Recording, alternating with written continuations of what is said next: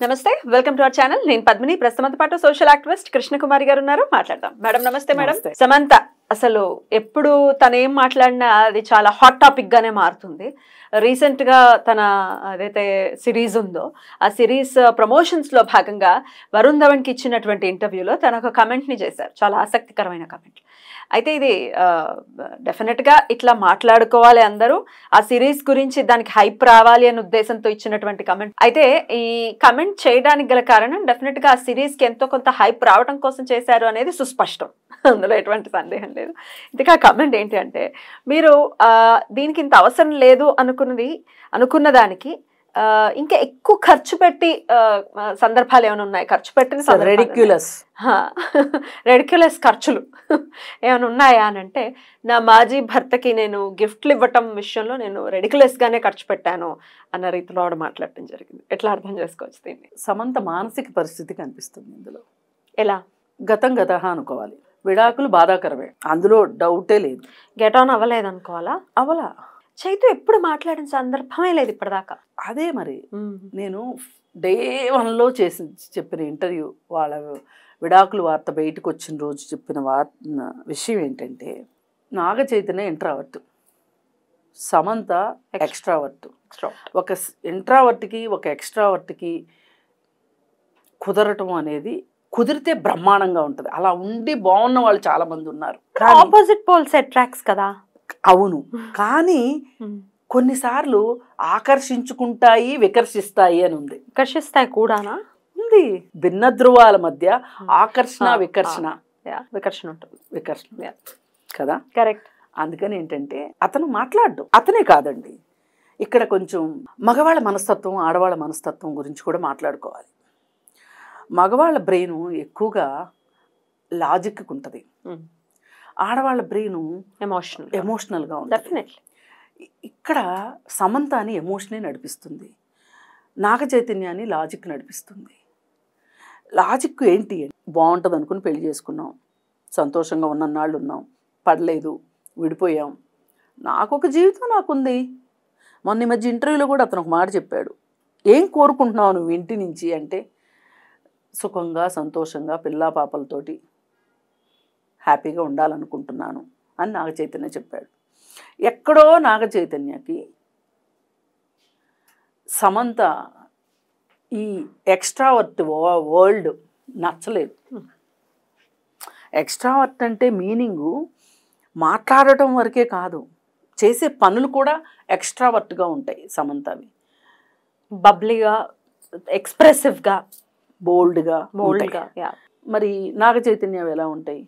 గుంబనంగా, ఎవరికి అర్థం కాకుండా, అర్థమయ్యి అర్థం కాకుండా ఉంటాయి. ఎక్కడన్నా మాట్లాడినా, ఇంతమంది హీరోలు మాట్లాడుతూ ఏ మీటింగుల్లో అయినా ఎక్కడైనా సరే మాట్లాడుతూ దొరికిపోయిన సందర్భాలు బోల్డ్.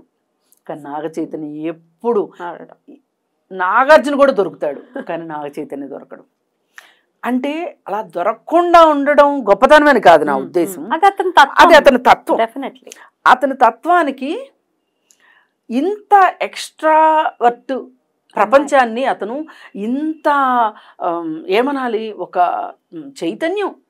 సమంత అంటేనే ఒక చైతన్యం, సమంత అంటేనే ఒక కడలి తరంగం. మరి అతనేంటి, నిశ్శబ్దంగా సముద్రాన్ని చూస్తూ సంతోషించే వ్యక్తి.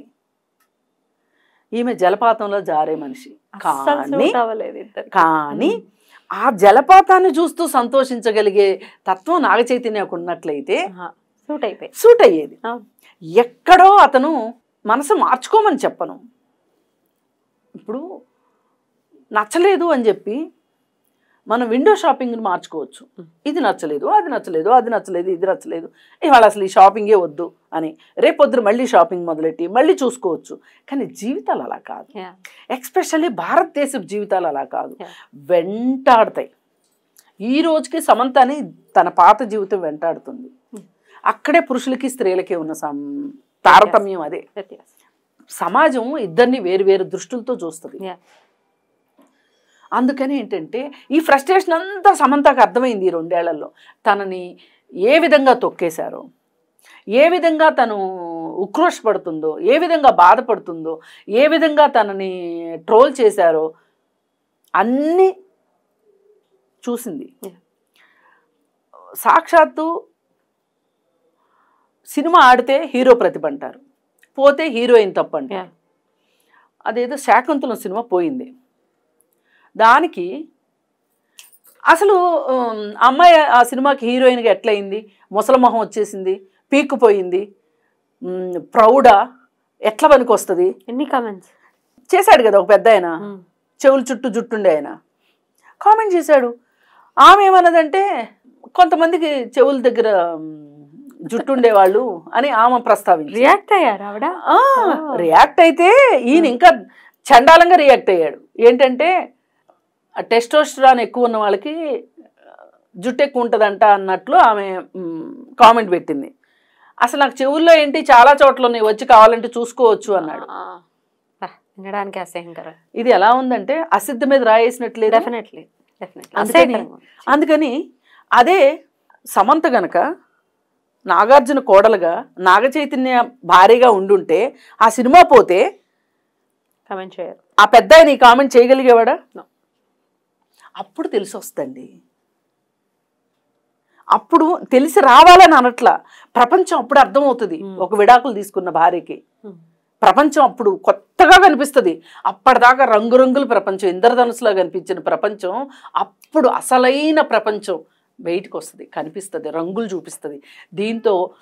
దీంతో సర్దుకుపోయి ముడుచుకుపోయి ఎక్కడికైనా పారిపోయి లేదంటే ఆత్మహత్య చేసుకుని ముగించుకుంటారు జీవితాలు కొంతమంది రెట్టించిన ఉత్సాహంతో, ధిక్కార స్వరంతో, అంతకంటే ఎక్కువగా పేట్రేగిపోవటం అని నేను అనను కానీ ప్రజ్వలిస్తూ ఉంటారు. ఇప్పుడు సమంత ఆ దశలో ఉంది. తన ధిక్కార స్వరాన్ని వినిపిస్తుంది. ఎలా?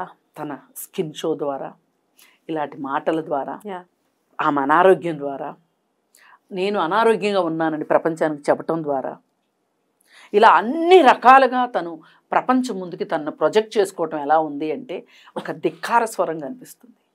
ఈ ధిక్కార స్వరము ధైర్యం నుంచి వస్తే, స్థైర్యం నుంచి వస్తే, తెలివి నుంచి వస్తే సంతోషం. కానీ తన నిస్సహాయత నుంచి ధిక్కార స్వరం వచ్చింది. అందుకే ఆ ధిక్కార స్వరాన్ని తను ఇలా చూపిస్తుంది. మీరు చూడండి, కొంతమంది ఆడపిల్లలు కావచ్చు, మగపిల్లలు కావచ్చు, ఇవాళ రకరకాల ఫ్యాషన్గా తలలకి కట్టింగ్ చేయిస్తున్నారు. కట్టింగ్ మొత్తం చుట్టూ అంతా తీసేయించి ఇక్కడే ఉంచుతున్నారు. ఆడపిల్లలు సగం గుండు చేయించుకుంటున్నారు. అలాగే ఒక పక్క ఒక కలరు, ఇంకొక పక్క ఇంకొక కలర్. ఇవన్నీ ధిక్కార స్వరాలు. పాశ్చాత్య కల్చర్ని ఇది చేసుకుంటున్నారు కాదా? అది కాదండి, ధిక్కార స్వరం. ధిక్కార స్వరం వాళ్ళకి ఎక్కడో అశాంతి ఉంది, ఎక్కడో మనం తట్టుకోలేని బడబానలు ఉంది వాళ్ళ మనసులో. వాళ్ళని ఒప్పించుకోలేరు, పక్క వాళ్ళని ఒప్పించలేరు, పక్క వాళ్ళు చెప్పిన దాన్ని వినలేరు. నేను ఒప్పుకోవట్లేదని చెప్పరు. నర్మగర్భంగా చేసే పనులు ఇవన్నీ. ఇది సమంజసమా కాదా?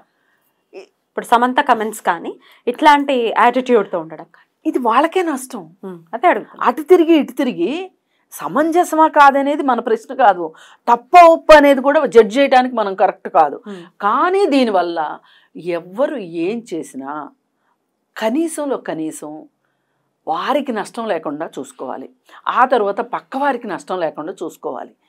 ఒక మనిషి జీవితానికి అర్థం ఏంటి? ఒక పుట్టుకకు అర్థం ఏంటి? నువ్వు సంతోషంగా ఉండు, నీ పక్క వాళ్ళని సంతోషంగా ఉంచు. వాళ్ళ వల్ల నువ్వు సంతోషంగా ఉండు, నీ వల్ల వాళ్ళని సంతోషంగా ఉంచు. మనిషికి ఇంతకంటే పరమార్థం ఏమైనా ఉందేమో చెప్పండి. చదువుకున్నారా, చదువుకోలేదా, పెద్ద పెద్ద కిలిమంజారోలు ఎక్కారా లేదా, హిమాలయాలు ఎక్కారా దిగారా, ఇవి కాదు నా దృష్టిలో. నోబెల్ ప్రైజ్లు వచ్చినాయా, లేదు అనుకుంటే ఆస్కార్ అవార్డులు వచ్చినాయి, ఇవి కాదు.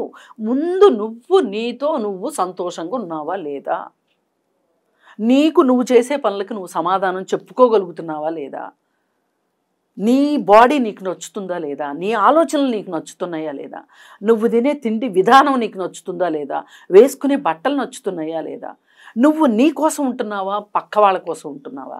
ఇవన్నీ కూడా ఒక మనిషి సంతోషంగా ఉన్నాడు, కంఫర్టబుల్గా ఉన్నాడు అనటానికి నిదర్శనాలు. ఉమ్. వీటిల్లో ఇప్పుడు నేను చెప్పిన వాటిల్లో ఎన్నిట్లో సమంత హ్యాపీగా ఉందని మీరు అనుకుంటున్నారు మీరే ఆలోచించండి. చూసే వాళ్ళకి కూడా అది అర్థమైపోతుంది. ఇప్పుడు ఈ స్టేట్మెంట్ వల్ల సమంత కొత్తగా ప్రపంచానికి చెప్పింది ఏంటి అంటే, అతను పెళ్లి చేసుకుంటున్నాడు కాబట్టి ఈమెకు ఉడుకుమొత్తనం వచ్చేసింది, నా జీవితం ఇలా ఎడారైపోయింది, ఒంటరైపోయింది, నువ్వు బాగానే తోడెత్తుకున్నావు, నువ్వు జీవితంలో సెటిల్ అవుతున్నావు అనే ఒక ఉడుకుమొత్తనం కనిపిస్తుంది. ఇది ఒక దృఢమైన మనస్తత్వం ఉన్నవాళ్ళు వెలిబుచ్చాల్సిన భావోద్వేగం కాదు. నువ్వు నీకు అక్కర్లా ఇంకొక తోడక్కర్లా, ఇంకొక పెళ్ళి అక్కర్లా, ఏం అక్కర్లా, నీతో నువ్వు హ్యాపీగా ఉంటే నువ్వు జగజ్జేతగా ఉండగలుగుతావు. అలా ఉండాలని నేను సమంతను కోరుకుంటున్నాను. అప్పుడు ఇలాంటి కామెంట్స్ చేయాల్సిన అవసరం లేదు. అలాగే కొంతమంది నువ్వు ఇండస్ట్రీకి పనికిరావు, ముసల్దాని అయిపోయావు అంటే దానికోసం నువ్వు ఇంకెంత యంగ్గా ఉండేలాగా ఎక్స్పోజింగ్ చేసి చేయాల్సిన అవసరం కూడా నీకు లేదు. ఎవరి కోసం నువ్వు బతకట్లా, నీ కోసం నువ్వు బతుకుతున్నావు. నీ వల్ల నలుగురు బతకాలనుకో, అప్పుడు నీ జీవితానికి ఒక అర్థం ఉంటుంది. లేకపోతే ఇలాగే ఉంటుంది, నీ ఆరోగ్యం పాడవుతుంది, నీ కెరీర్ పాడైంది ఒక రకంగా. అసలు ఎలాంటి మంచి మంచి సినిమాలు ఉన్నాయి, ఎంత నటనకి స్కోప్ ఉన్న సినిమాలు ఉన్నాయి. ఒక సినిమా అయితే నాకు ఎప్పటికీ గుర్తు, అది జూనియర్ ఎన్టీఆర్ తోటి ఒక సినిమా,